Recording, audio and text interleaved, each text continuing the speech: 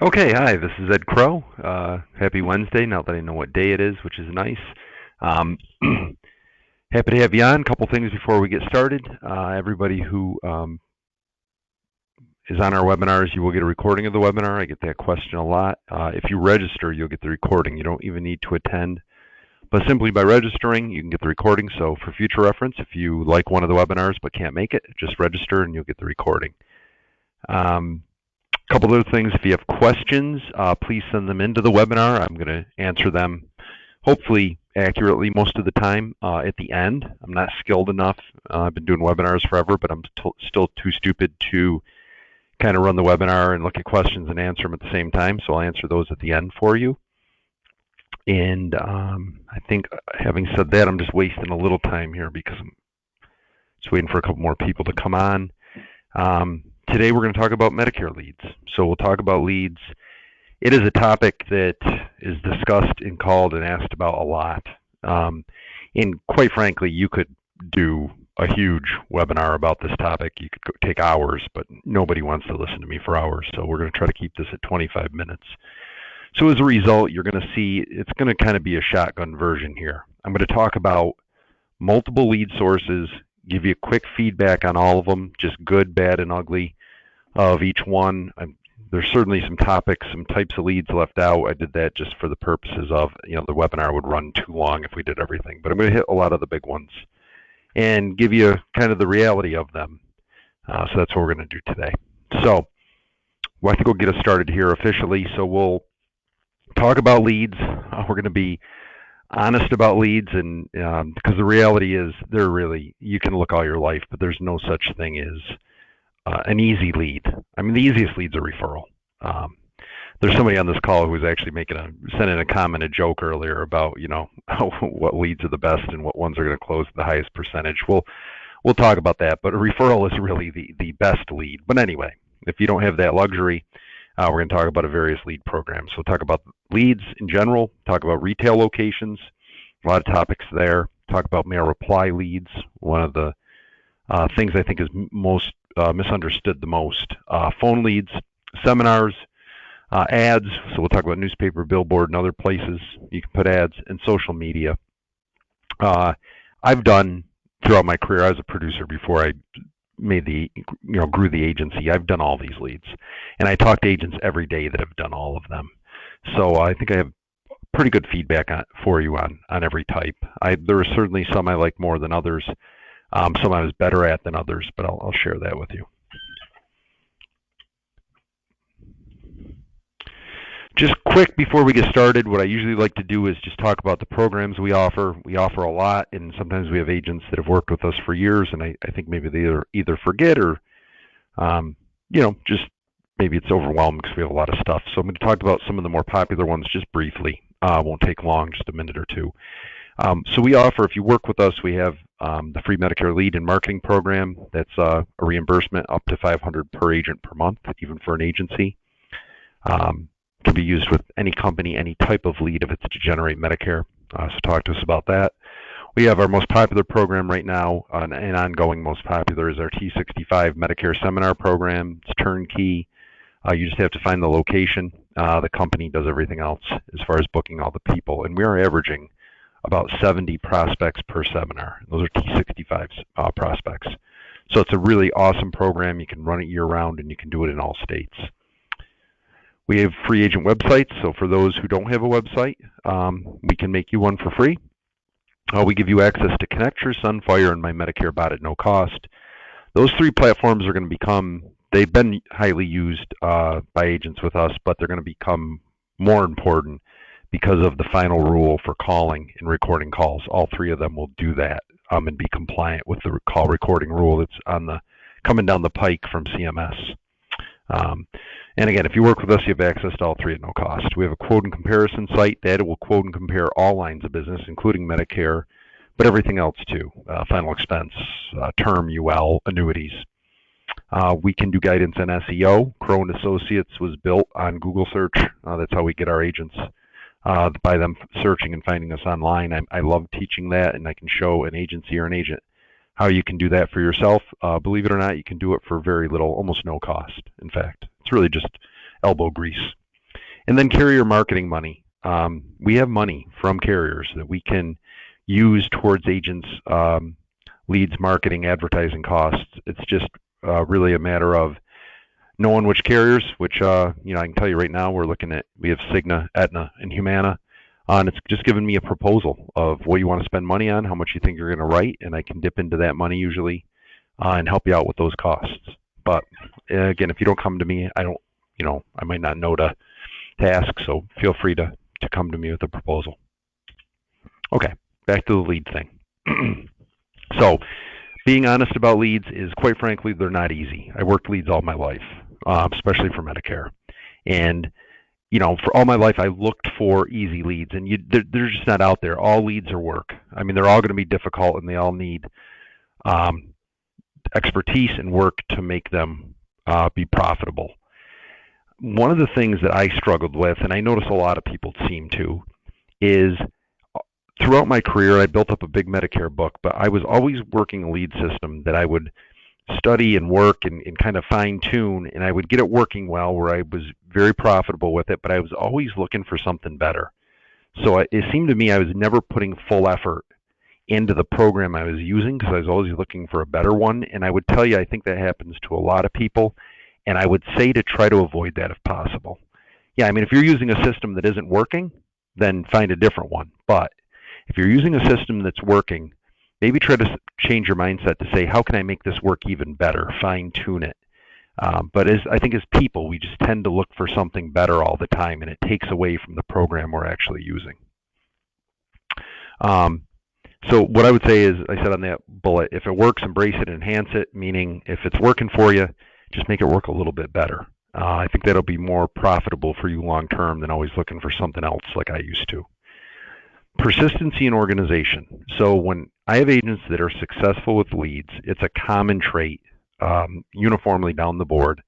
The agents that do well with leads are the ones that are very persistent, and they're incredibly organized, which allows them to track everything, to follow up, to stay persistent with the leads they're working. So organization is big with this, and repetition is big.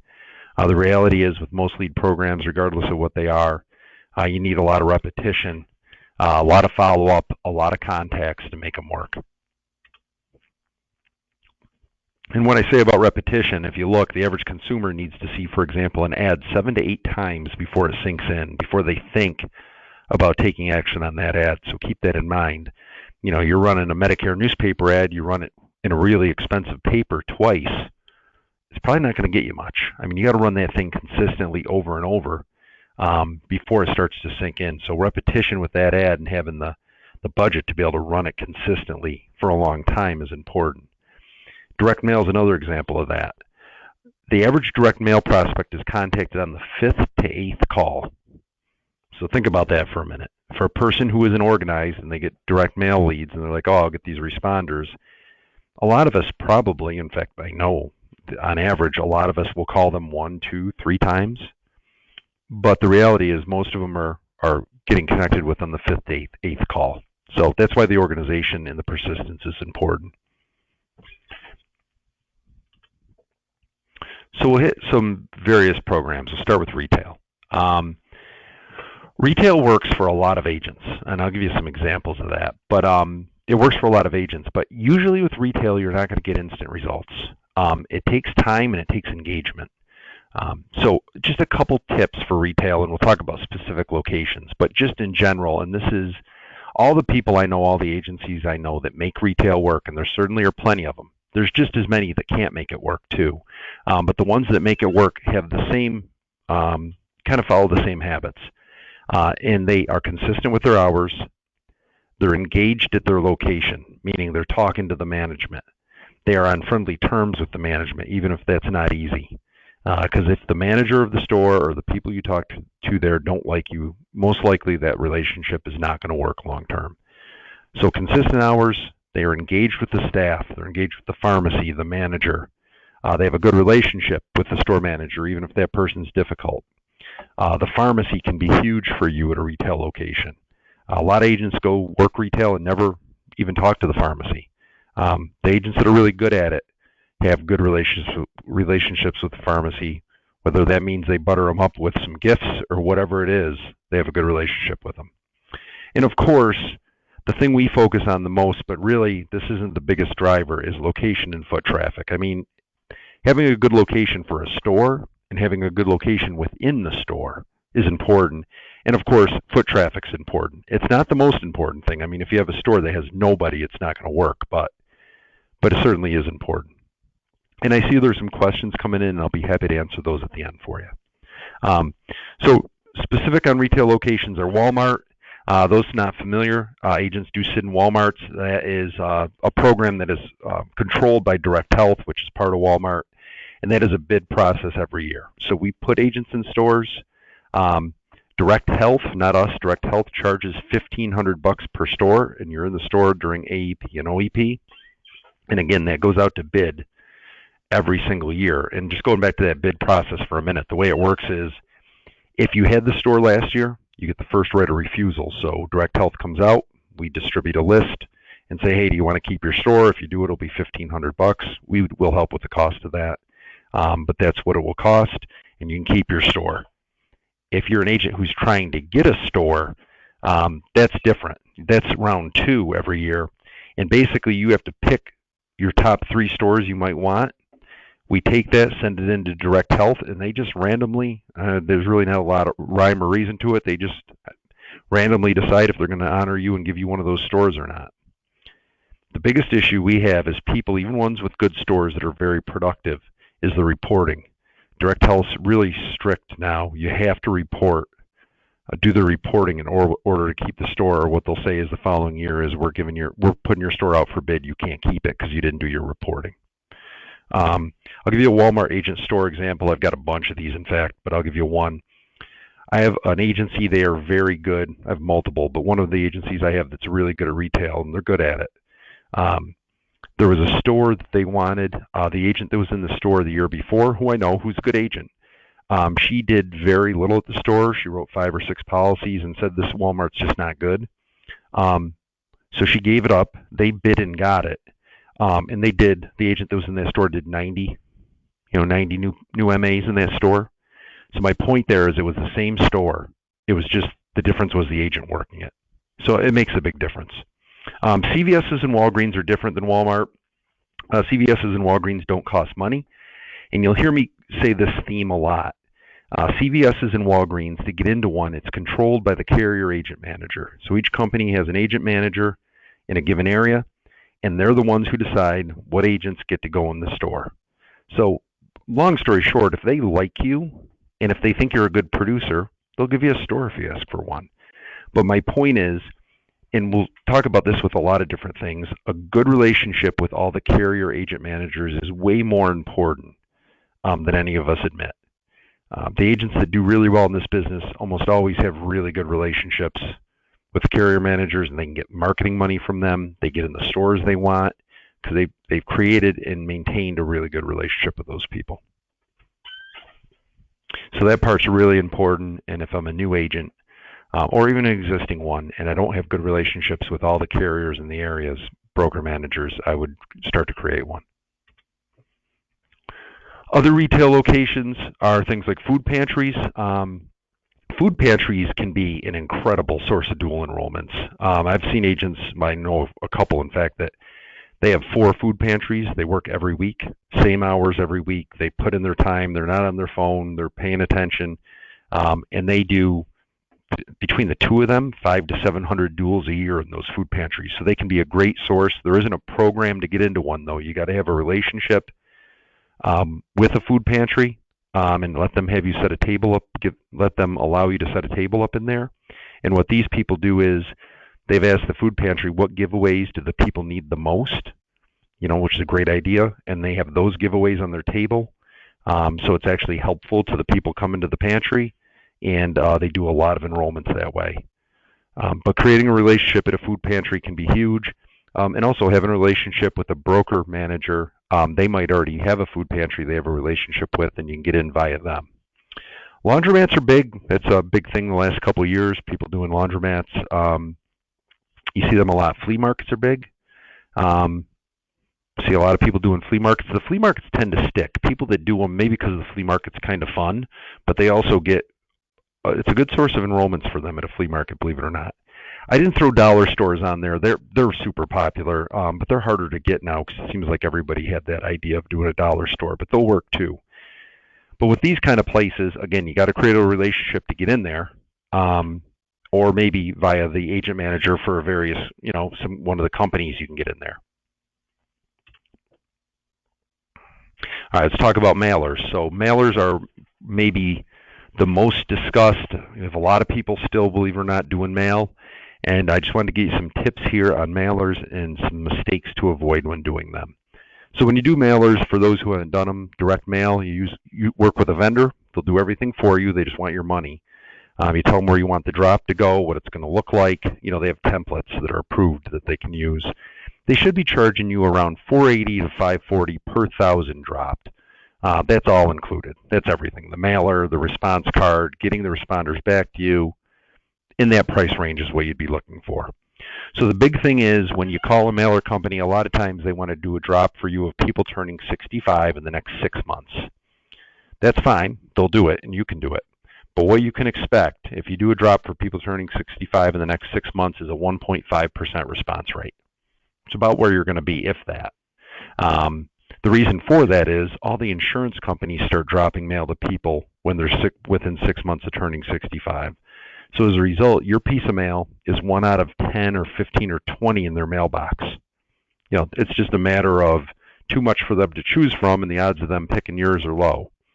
What works better is if somebody drops mail for people turning 65 in the next 8 to 10 months. Some people go 7 to 9 months, but 8 to 10 will usually get you a better response rate because the insurance companies and other agents haven't started dropping tons of mail to these people yet, so you're going to get to them first.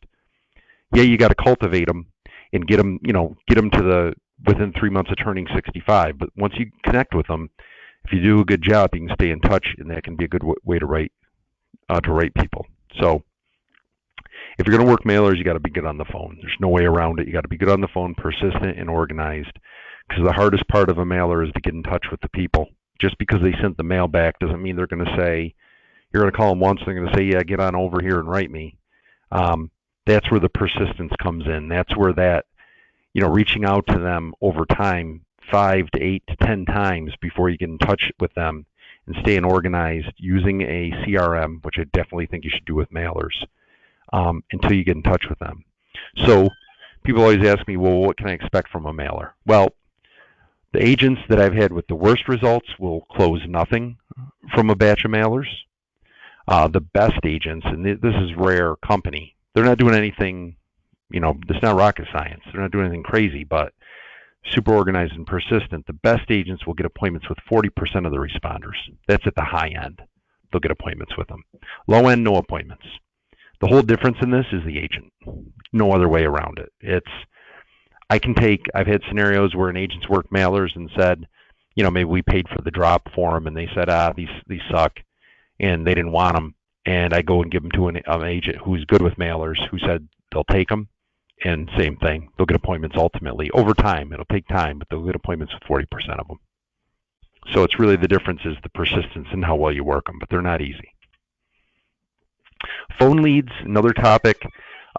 People like phone leads because they're quick, where if you drop mail, you're waiting 2, 3, 4 weeks for the responders to start coming in, and you don't even know what response you're going to get. So how many leads are you actually going to get out of that 1,000, 2, 3, 4,000 you dropped? Depends on your percentage. Phone leads are quicker. You know what you're getting. You pay 10 to 12 bucks for each of them. Company can usually turn them around in the same week. And what they're doing is they're running DNC compliant lists, and they're doing cold calls for med subs. It's because you can't cold call for Advantage. And you tell them you want 20 leads in this given area, and they will, for 10 to 12 bucks a piece, they'll call them, they'll ask them a series of questions, they'll record the call, and if the people say yes, they want to talk to somebody, after they answer the questions, they'll send you the recording for you to call them and try to close them.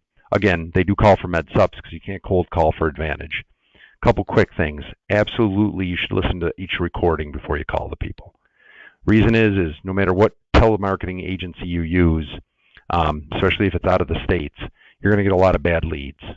Sometimes people said no, they didn't want to talk to an agent. Sometimes the person on the phone made it sound like they're from CMS. I mean, you don't want to be calling those people. You want to listen to the recording, and if something was done wrong, you want to send it back and say, hey, I need this replaced for this reason. And that's just part of phone leads. I mean, we can look around and you can try to find a company that doesn't have that happen, and it's just not there. I mean, it's just part of using phone leads. You'd be looking for a 10% close rate with phone leads. And again, people who have had the worst results will get phone leads and they won't close any. On average, we see about, for a decent agent on the phone, a 10% close. At the best, it's 20%, but those are the best people. And same thing, phone skills, handling objections, being casual, good on the phone, and persistence. Organized and persistence. And with phone leads, a good CRM is really important. We use Agency Block, Connect Your Sunfire, and Medicare Bot, our CRMs, but for something like this, some recommendations would maybe be less annoying CRM, Go High Level, which is awesome, but it's hard to set up, but it's an awesome CRM. Less annoying CRM, Go High Level would be one. Radius Bob would be another. Those are ones that are often used. We have Agency Block. It works fine, but the first three I mentioned, I tend to like when you're specifically doing phone leads. And a good CRM, like I said, is very important for many reasons with that. Talk about T65 programs. So this is our most popular thing right now. We have a Turning 65 seminar program. We're averaging about 70 prospects per seminar. It's done on an educational basis, and believe it or not, in 2020, Medicare changed the rule. You can serve meals now at educational seminars. The majority of the people will be turning 65 who come to the meeting, because really that's all they're inviting. But a lot of them will be turning 65 in the next 3 to 7 months. So again, you'll be ready to get people who are going to be 65, but you got to keep in touch with them and fill your pipeline and cultivate them, because you won't be able to write them for another 2, 3, 4 months. It's a turnkey program. The only thing we do as the agent is we find the venue. Our company does the rest. They find the people, they create a registration link, they work with you and tell you where mail needs to be dropped and how much to get the desired result. And they're going to get you on average about 70 people. That's what we've been doing. We've been doing a lot of these. It costs about $2,200 to do a T65 seminar. And people will say, well, it's expensive. Well, not if you think about it. For 70 T65 prospects in front of you, I would argue that price point's better than pretty much anything else you can do. Plus, you got the meal cost. Now, we'll help out with the seminar cost. We have marketing money from companies we can help with. We have a program where if you're doing your first seminar with us, we'll split the cost of that.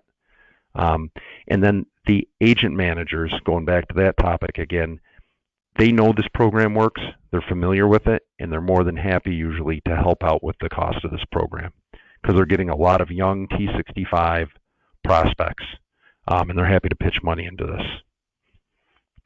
So if you're going to do a seminar, we would talk to you about it, give you all the best practices. We have sample presentations you can use. I even come to seminars sometimes with people to see if they want me to come. And you want to get set up, we'd get you set up, but then you'd want to reach out to an agent manager for the carrier you write the most in that area and talk to them about it, and they should have marketing dollars available to help you out with the cost. A really good program. So again, as I said, we have a big ROI on this program. It's because when you're writing these people, they're T65s. So you're getting full commission. There's no pro rata. It's a full comp, and the renewal starts in January.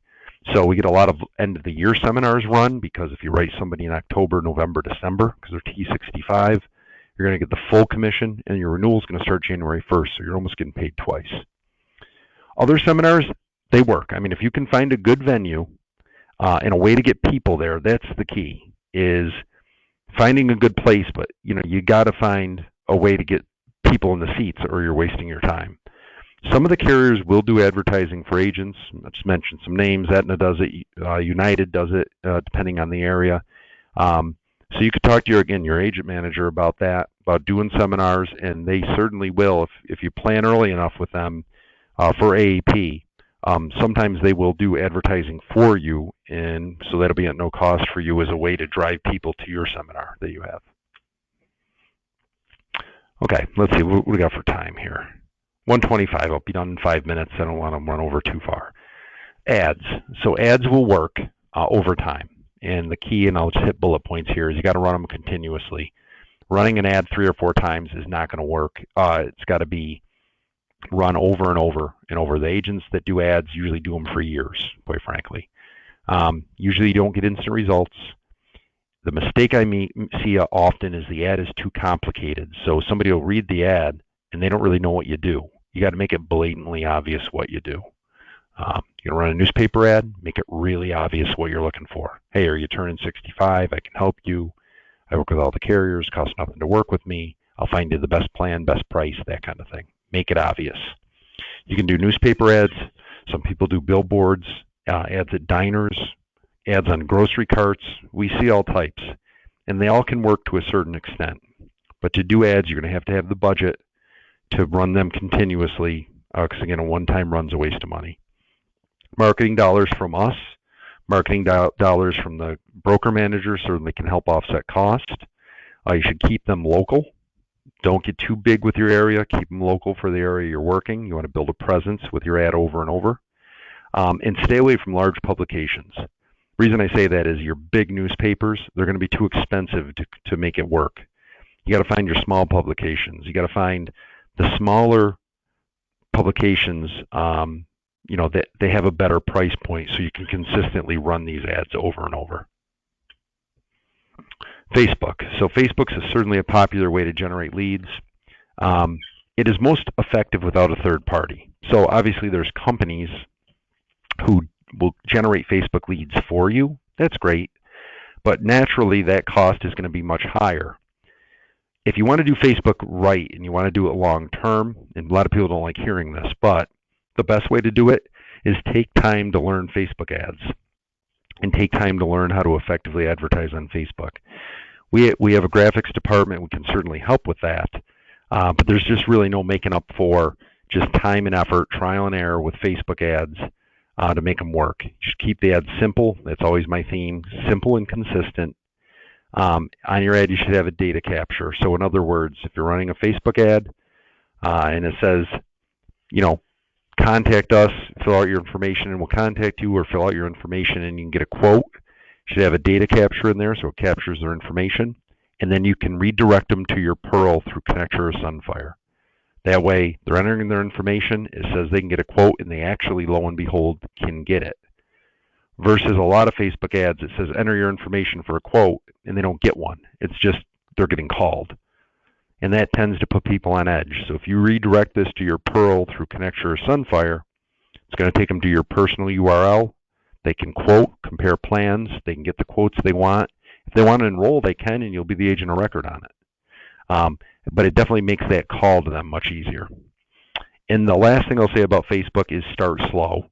I see a lot of people, and I probably did it too, but they'll start with Facebook, and they'll start like, pie in the sky. They'll do huge numbers of doing a huge commitment of ads before they really have gotten a feel for what works.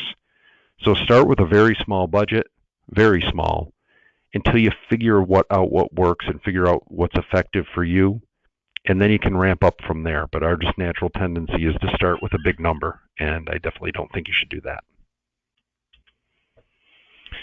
I think this is my last topic, marketing dollars for specific carriers. So I mentioned earlier, we do have a marketing budget for Cigna, Aetna, and Humana right now, and we can get money from other companies too, but right now that's a big push.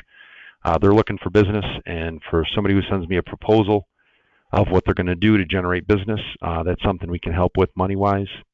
Again, I mentioned it for the 10th time, create a relationship with the carrier agent managers.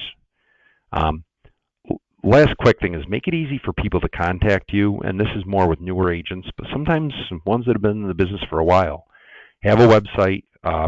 Websites are not going to generate you a lot of business unless you do SEO, which we do courses on, but just having a site won't generate business, but it helps people verify that you're legitimate, even though we all know having a website doesn't really mean that, but people tend to think that. If you don't have a site, we certainly can do a free one for you. Have a professional email. It's cheap to get one. You can get it through GoDaddy, or you can get for $20 for 2 years a URL through GoDaddy, and then um, use Google if you want. Use their professional version of Google for $5 a month, and you can get a professional website like edward@cronassociates.com is just really a Gmail address. Please put your contact info on your email and text signatures. That's a big one. When you email somebody or text them, your contact information should be in your signature at the bottom, and you'd be shocked how many people don't have that. So a lot of times you'll email somebody and they'll be like, well, let me call him or her, and your contact info isn't on the email. So that's a big one. And then lastly, I'll say create relationships with other insurance agencies. Keep in mind, CMS allows you to pay a $100 referral fee for a sale or of an advantage or a supplement. And creating a relationship with a P&C agency, a group health agent. A lot of those people aren't writing Medicare, and they really don't do anything with those leads, or they just give them away. Well, if you go to them and say, hey, I'll give you $100 for every one of them I write, which you legally can do, that can be a great source of referrals for you. You can create a good relationship there. So Medicare sales is all about marketing. Yes, you need to know the products, but it's not an emotional sale. Not like selling life or annuities or investments or long-term care. The hardest part's the opportunity. So you just got to get in front of enough people. I can't tell you how many times somebody will say to me, when I get in front of Medicare people, I close them. And I don't say it, but I want to think, well, yes, so does everybody, because they need something. So you're in front of them, and they're going to, unless you mess it up, you're going to get a sale out of it. But again, the hardest part's getting in front of enough people with Medicare. That's the trick. So you got to be creative with how you market. And then lastly, I'll say don't be afraid to use old school methods just by simply creating tons of centers of influence and tons of contacts. I have agents that don't do any of this stuff, but they've handed out so many business cards and they've got their information up at so many places and they've created a million contacts with different centers of influence. They get business just from that. It was a lot of hard work, but they went old school and it still works even today. That's it. I went over a little bit. I'm sorry for that. I got 132. We'll send out the recording to everyone that registered. So if you register, you'll get the recording. You don't even have to attend. We do have an AHIP link now with a discounted price of $125, so we can email you that link. So if you need AHIP at the discount, we have a link for it. So it'll give you the discounted price instead of the $175 like normal. And let me see if I got any questions. Let's see. Doesn't look like I have anything for questions. Okay, it looks like that's it. So if there's no questions, that's nice and easy. I appreciate you joining today and coming on. We'll do a webinar next week. We don't have one tomorrow because I'm on the road. But we'll do one next week. If you have any questions, contact information is below there. Please give us a call. Happy to talk to you about anything that might come up. Other than that, I hope you have a great day. Thank you.